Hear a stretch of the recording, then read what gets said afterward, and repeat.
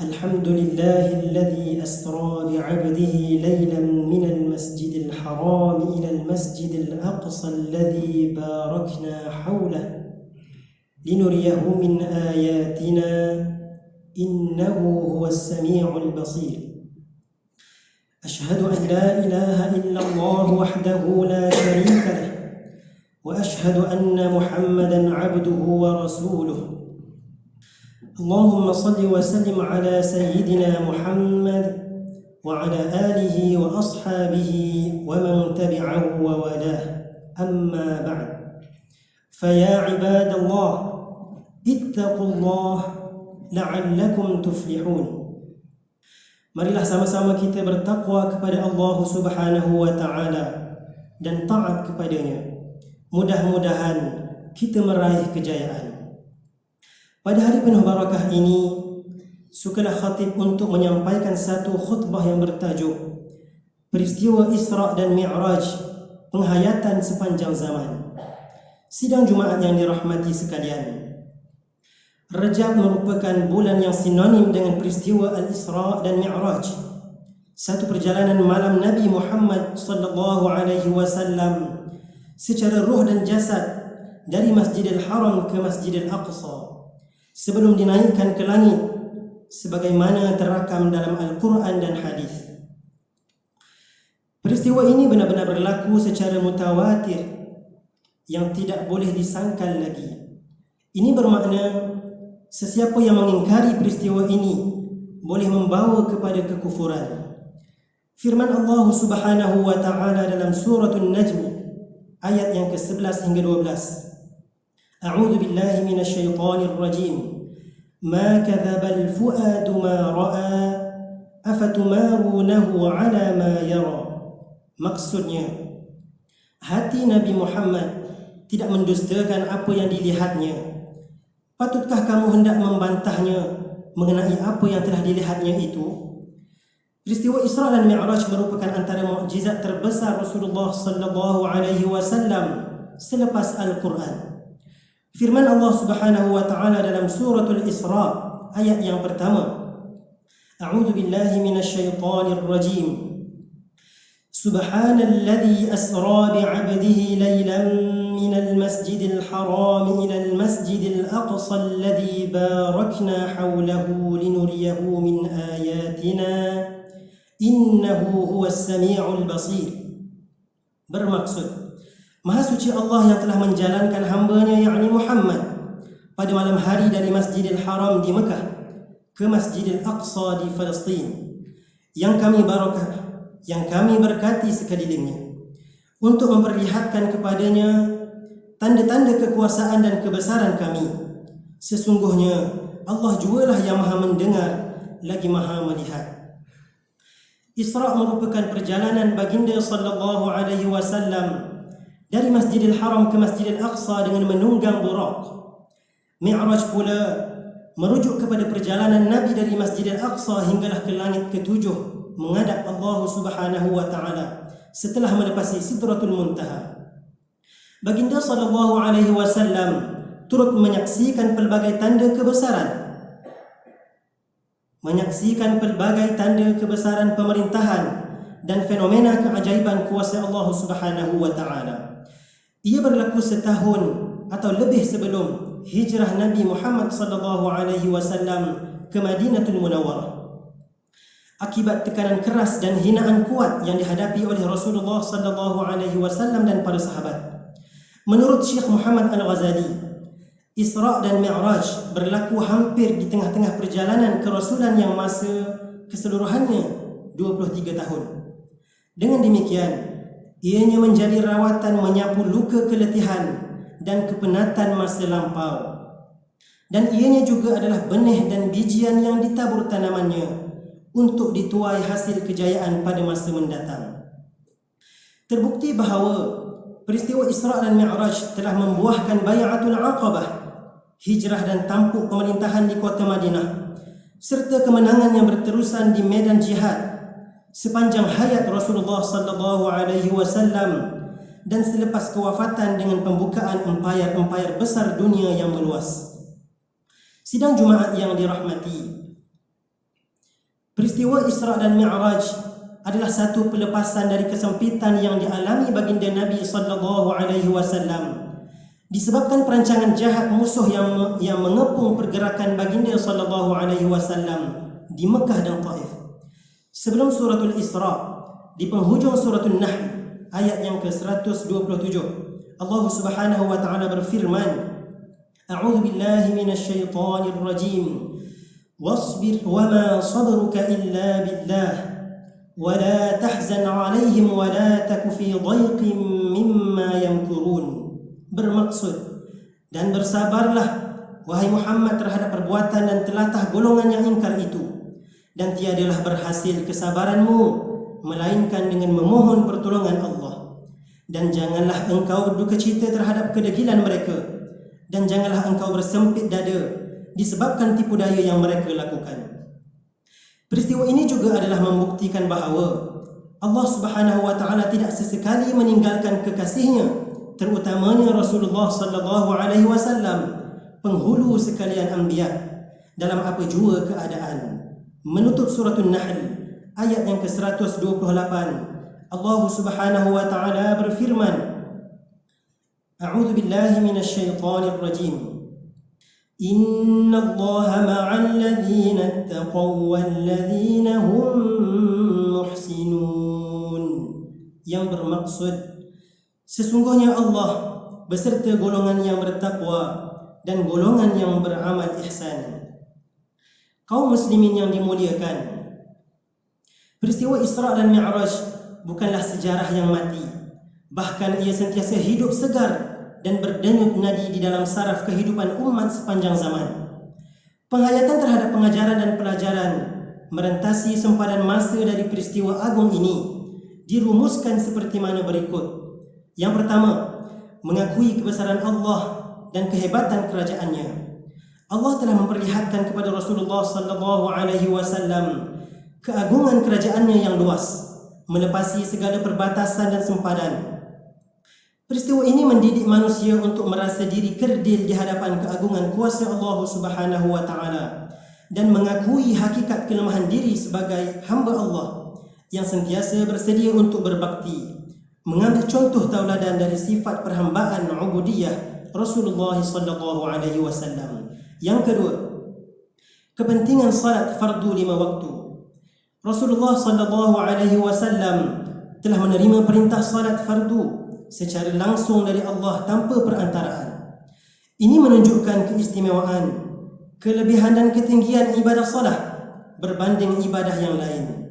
Salat adalah mi'raj, yakni hubungan langsung dengan Allah Subhanahu wa taala bagi setiap mukmin sepanjang hayat.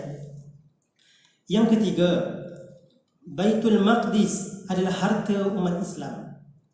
Bumi Palestin adalah bumi barakah yang menjadi tempat pilihan Allah untuk berlakunya peristiwa penting, berakhirnya Al-Isra dan bermulanya Al-Mi'raj. Ini membuktikan kesucian tanah ini yang dimuliakan Allah dan wajib dipertahankan oleh semua umat Islam seperti mana mereka mempertahankan kesucian Mekah dan Madinah. Yang keempat, Islam agama fitrah. Tugas pendakwah Islam adalah mengembalikan umat kepada agama fitrah, iaitu Islam, yang memenuhi naluri ciptaan asal kejadian manusia. Ia terbukti ketika Rasulullah sallallahu alaihi wasallam memilih untuk meminum susu yang menyihatkan berbanding arak yang memabukkan yang dihidangkan pada malam bersejarah itu. Yang kelima, Islam merancakkan kemajuan sains dan teknologi. Perjalanan bumi dan pelayaran angkasa yang berlangsung melalui peristiwa Isra Mi'raj adalah bersifat mukjizat yang mencabar dan mengatasi kemajuan sains dan teknologi moden, jauh sekali dari meminggir atau memusuhi lapangan ini.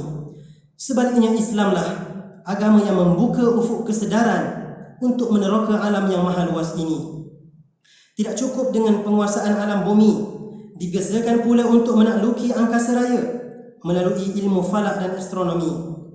Melalui sains dan teknologi, manusia akan terpegun dengan ketepatan fakta mukjizat Al-Quran dan As-Sunnah serta lebih mendekatkan diri sebagai hamba Allah. Yang keenam, kemuliaan institusi masjid. Kedudukan masjid sebagai rumah Allah yang menerima pengunjungnya sebagai tetamu Allah yang dimuliakan secara sama rata. Masjid juga berperanan sebagai pusat pengembangan dakwah dan sinar hidayah Islam. Keistimewaan ini terbukti apabila Rasulullah sallallahu alaihi wasallam diisrakan bermula dari Masjidil Haram dan berakhir juga di Masjidil Aqsa. Yang ketujuh, menjauhi perkara mungkar dan maksiat. Melalui peristiwa Isra dan Mi'raj, Rasulullah sallallahu alaihi wasallam diperlihatkan suasana syurga dan neraka. Di neraka, baginda melihat pelbagai bentuk balasan dan penyiksaan ke atas orang-orang yang ingkar kepada perintah Allah Subhanahu wa taala. Ini memberi iktibar kepada kita supaya menjauhi perkara-perkara yang dilarang dan dimurkai oleh Allah Subhanahu wa taala. A'udzu billahi minasyaitonir rajim. وَإِذْ قُلْنَا لَكَ إِنَّ رَبَّكَ أَحَاطَ بِالنَّاسِ وَمَا جَعَلْنَا الرُّؤْيَا الَّتِي أَرَيْنَاكَ إِلَّا فِتْنَةً لِلنَّاسِ وَالشَّجَرَةَ الْمَلْعُونَةَ فِي الْقُرْآنِ وَنُخَوِّفُهُمْ فَمَا يَزِيدُهُمْ إِلَّا طُغْيَانًا كَبِيرًا. Bermaksud, dan ingatlah ketika kami wahyukan kepadamu wahai Muhammad bahawa sesungguhnya Tuhanmu meliputi akan manusia dengan ilmunya dan kekuasaannya.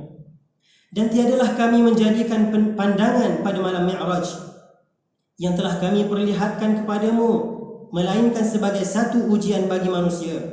Dan demikian juga kami jadikan pokok yang dilaknat di dalam Al-Quran, dan kami beri mereka takut dengan berbagai-bagai amaran. Maka semuanya itu tidak menambahkan mereka melainkan dengan kekufuran yang melampau. Suratul Isra ayat yang ke-60. Barakallahu li wa lakum fil Qur'anil azim wa nafa'ani wa iyyakum bima fihi minal ayati wadh-dhikril hakim wa taqabbalallahu minni wa minkum tilawatahu innahu huwas sami'ul 'alim.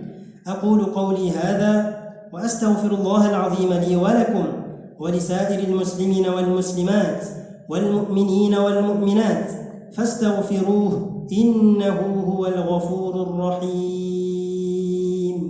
Bismillahirrahmanirrahim. Amin. Ya muwaffiqat ta'iin waffiqna liqa'atika ajma'in wa tub 'alaina wa 'alal muslimin waghfir dhanba man yaqulu astaghfirullahal 'azim wa nastaghfirullah.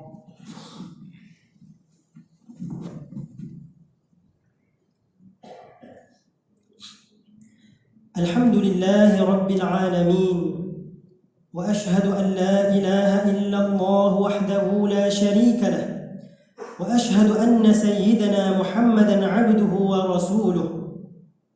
Allahumma salli wa sallim wa barik ala sayyidina Muhammad wa ala alihi wa ashabihi ajma'in. Amma ba'd. Faya ibadallah ittaqullah faqad fazal muttaqun. Ma'asyiral muslimin rahimakumullah. Marilah kita memperbanyakkan ucapan selawat dan salam kepada Rasulullah sallallahu alaihi wasallam sebagaimana firman Allah dalam suratul Ahzab ayat yang ke-56. Innallaha wa malaikatahu yusalluna 'alan nabi ya ayyuhalladzina amanu sallu 'alaihi wa sallimu taslima. Allahumma salli 'ala sayyidina Muhammadin wa 'ala ali sayyidina Muhammad kama sallaita 'ala sayyidina Ibrahim wa 'ala ali sayyidina Ibrahim wa barik 'ala sayyidina Muhammad wa 'ala ali sayyidina Muhammad كما باركت على سيدنا إبراهيم وعلى آل سيدنا إبراهيم في العالمين إنك حميد مجيد. اللهم اغفر للمؤمنين والمؤمنات والمسلمين والمسلمات الأحياء منهم والأموات إنك سميع قريب مجيب الدعوات. اللهم ادفع عنا البلاء والوباء والفحشاء ما لا يصرفه غيرك. اللهم إنا نعوذ بك من البرص والجنون والجذام ومن سيء الأسقام. اللهم اشف مرضانا وارحم موتانا والطف بنا فيما نزل بنا. اللهم احفظ مولانا الواثق بالله السلطان ميزان زين العابدين ابن المرحوم السلطان محمود المكتفي بالله شه، وأنزل الرحمة عليه وعلى السلطانة نور زاهرة سلطانة ترنغانو، واحفظ أولاده وأهله ورعايه من المسلمين والمسلمات في الدنيا والآخرة برحمتك يا أرحم الراحمين. اللهم احفظ ولي العهد تنكو محمد إسماعيل ابن الواثق بالله السلطان ميزان زين العابدين. Ya Allah, pertautkanlah hati kami, perbaikilah hubungan sesama kami, tunjukkan kami jalan-jalan kesejahteraan, selamatkan kami daripada kesesatan, bimbinglah kami menuju kepada kebenaran, jauhkan kami daripada segala keburukan dan kejahatan yang zahir maupun tersembunyi. Ya Allah, perkayakan kami dengan ilmu pengetahuan, perelokkan kami dengan budi pekerti, muliakan kami dengan ketakwaan, dan hiasilah kami dengan kesihatan yang baik. Ya Allah, berkati dan rahmatilah kehidupan, keluarga dan keturunan kami. Terimalah taubat kami, sesungguhnya Engkau yang Maha Penerima taubat lagi Maha Penyayang. Jadikanlah kami orang-orang yang bersyukur akan nikmat-Mu, penyanjung nikmat-Mu, penerima kurniaan nikmat-Mu, dan sempurnakanlah nikmat-Mu kepada kami. Rabbana atina fid dunya hasanah wa fil akhirati hasanatan wa qina adzaban nar. Wa sallallahu ala sayyidina Muhammad wa ala alihi wa sahbihi wa sallam. Walhamdulillahi rabbil alamin. Ibadallah, udhkurullaha al-azim yadhkurkum washkuruhu ala ni'amihi yazidkum wa ladhikrullahi akbar. والله يعلم ما تصنعون. قوموا إلى صلاتكم يرحمكم الله.